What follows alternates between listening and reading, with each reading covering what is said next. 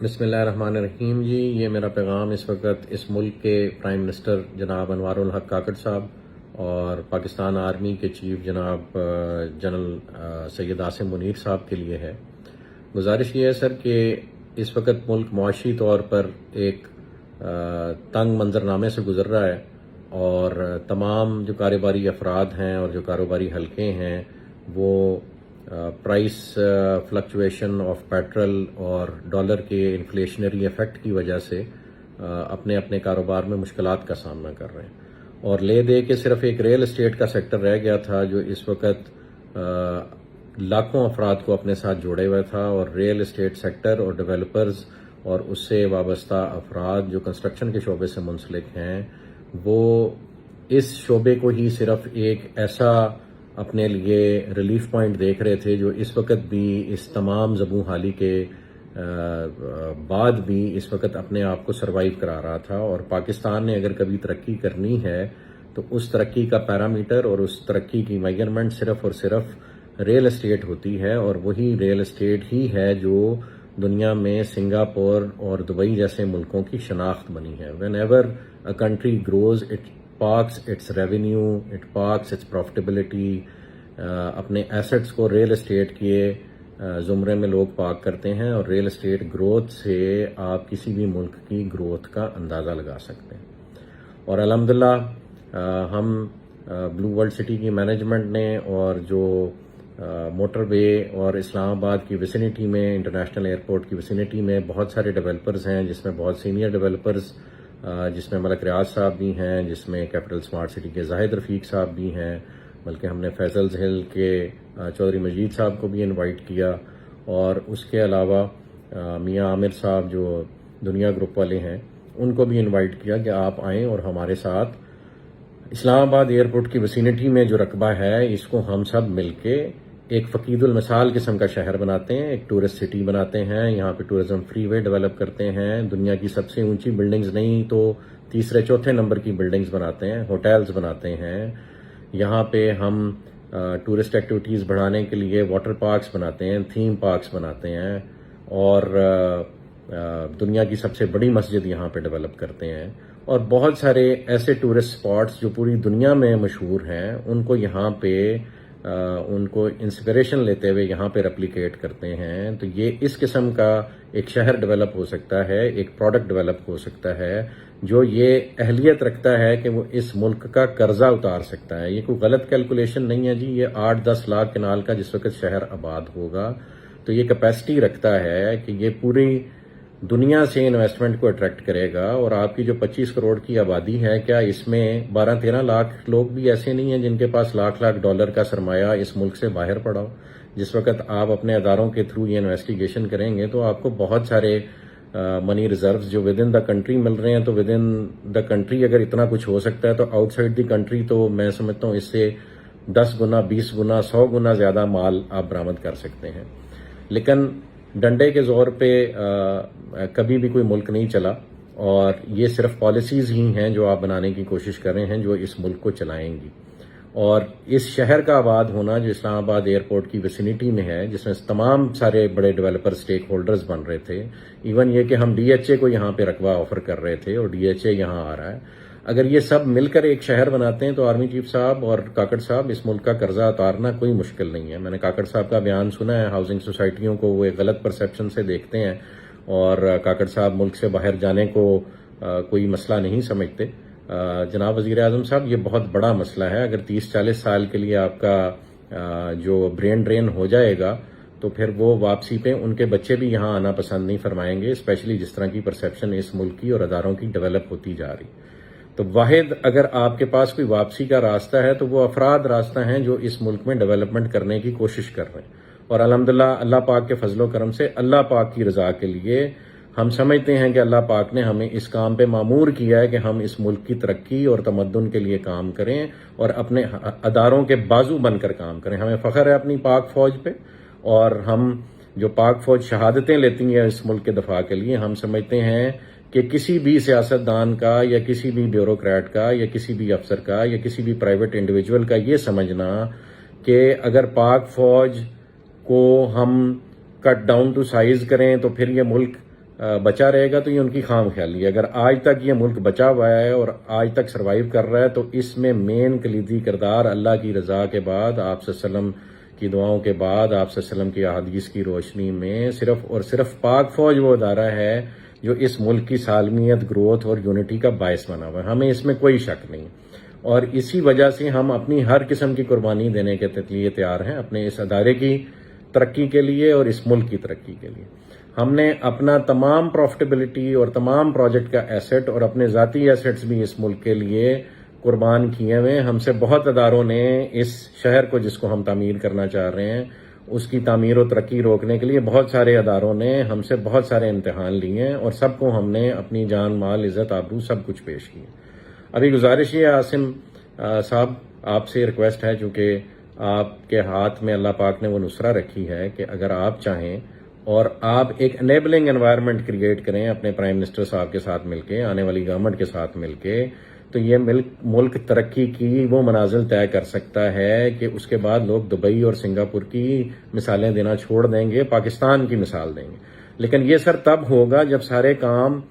پاک فوج خود نہ کرے اور گورنمنٹ خود نہ کرے، بلکہ ایسا انیبلنگ انوائرمنٹ کریٹ کرے کہ اس ملک کے بزنس مین اور اس ملک کے وہ لوگ جن کو اللہ پاک نے ہنر عطا کیا ہے وہ کام کرنا شروع کر دیں. تو آپ سے خدارہ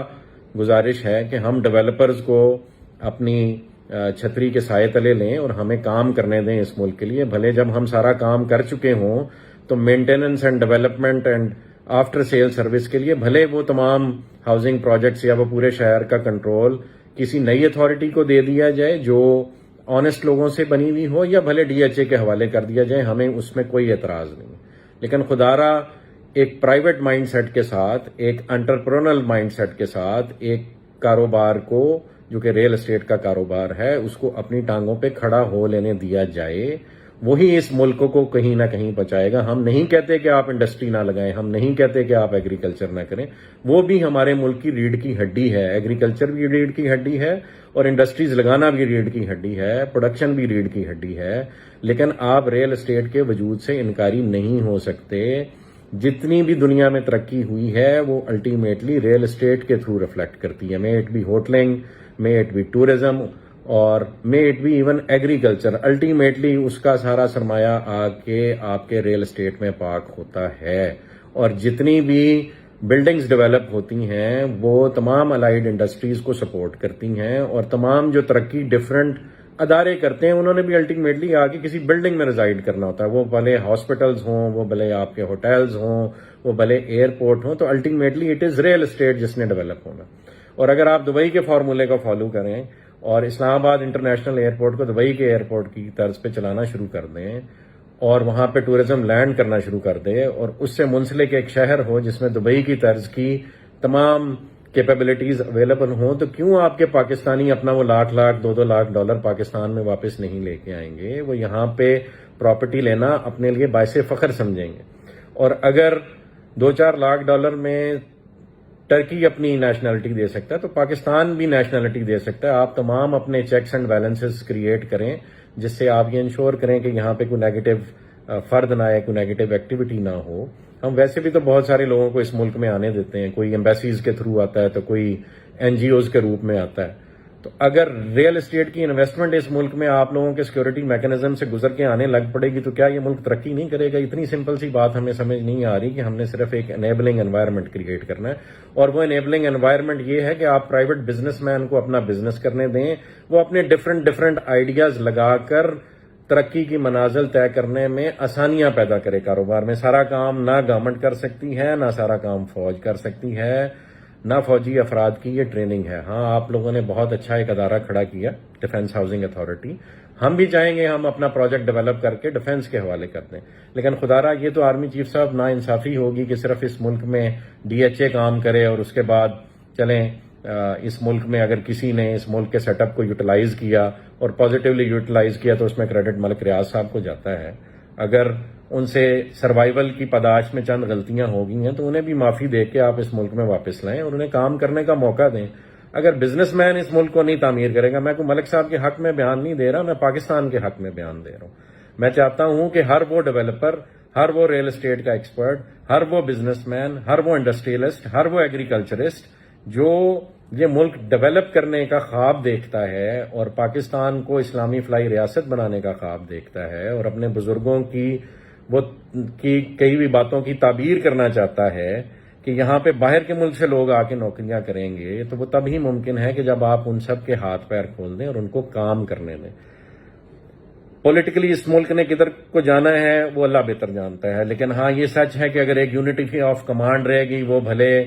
آپ کے موجودہ سیٹ اپ میں ہو یا آپ جو سیٹ اپ آگے فیوچر میں لانا چاہتے ہیں اس ملک میں ہو، لیکن یونٹی آف کمانڈ ہوگی۔ جو بھی ٹاپ ایگزیکٹو ہوگا، وہ آپ کا پرائم منسٹر ہو یا وہ آپ کا پریزیڈینشل سسٹم کے تحت پریزیڈنٹ ہو، جب آپ اس کو کام کرنے دیں گے اور اس نے بھی خود کام نہیں کرنا، وہ ایکسپرٹ سلیکٹ کرے اور ان ایکسپرٹس کے بعد جو اس ملک کے بزنس مین ہیں ان کو جس فیلڈ کا ایکسپرٹ ہے ان کو آگے آ کے کام کرنے کا موقع دے، تو تب یہ دبئی اور سنگاپور سے لازماً آگے نکل جائے گا۔ اور اگر چیف صاحب اب بھی ہم یہ کام نہیں کریں گے تو وقت ہمارے ہاتھوں سے نکلا جا رہا ہے۔ ہمارے ہمسائے میں بہت کچھ ہو رہا ہے، ہم نہ چاہتے بھی اپنے ہمسائے سے اپنا موڈ اور اپنا غصہ اور اپنا آپس کا جو مزاج ہے وہ بگاڑتے چلے جا رہے ہیں، اور آپ صلی اللہ علیہ وسلم کی احادیث ہیں اس خطے کے بارے میں،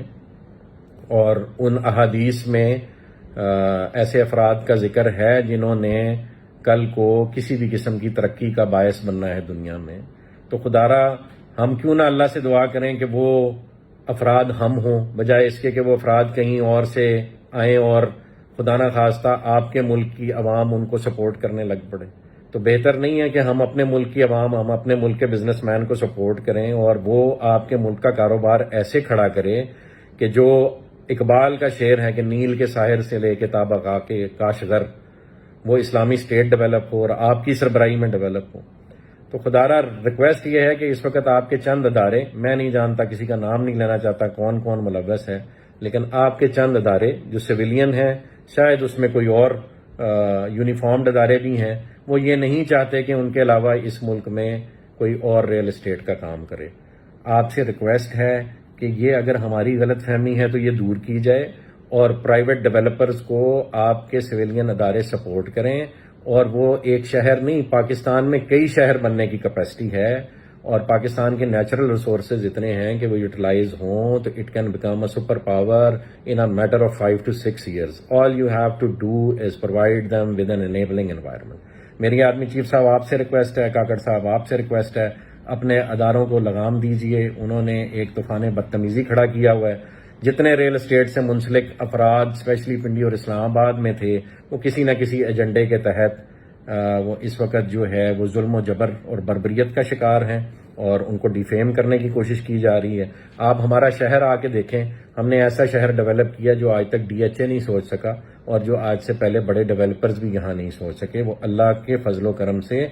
ان کی شاگردی میں، ہم سمجھتے ہیں آپ لوگ بھی ہمارے استاد ہیں، جو پرائیویٹ ڈیولپرز پہلے اس ملک میں کام کر رہے ہیں وہ بھی ہمارے استاد ہیں۔ ہم نے اس کی شاگردی میں، ان کی شاگردی میں ایک اچھا اسٹوڈنٹ ہونے کا ثبوت دینے کی کوشش کی ہے اور ایک گروتھ اور ڈیولپمنٹ کا سفر شروع کیا ہوا جس کا ہم چاہیں گے آپ سب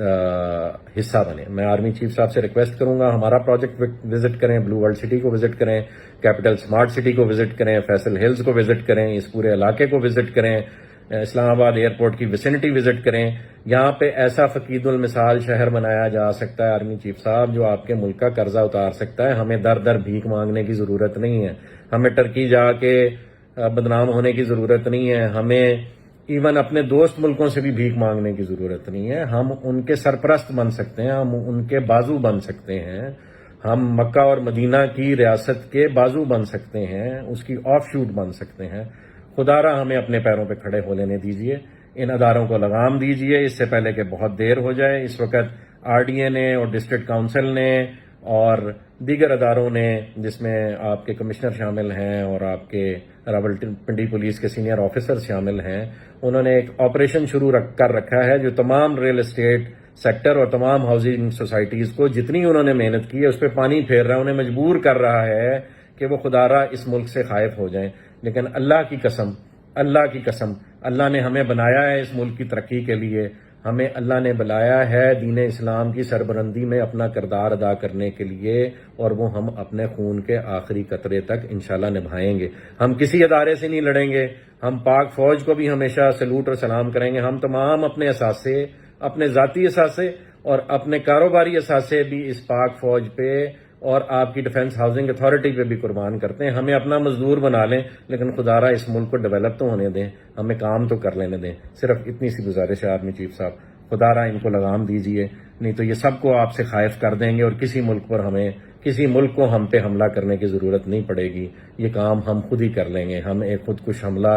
کرنے کی طرف جا رہے ہیں، بہت سپیڈ سے جا رہے ہیں، نہیں روکا گیا تو دشمن اپنے مقاصد میں کامیاب ہو جائے گا، اور اللہ کو بھی ہم منہ دکھانے کے قابل نہیں رہیں گے، نہ اس دنیا میں نہ آخرت میں۔ جزاک اللہ خیر۔ خیر کی امید ہے، اور امید ہے اس پیغام سے آپ وہ پازیٹیو وائب لیں گے جو ہم دینے کی کوشش کر رہے ہیں۔ جزاک اللہ خیر جی، والسلام۔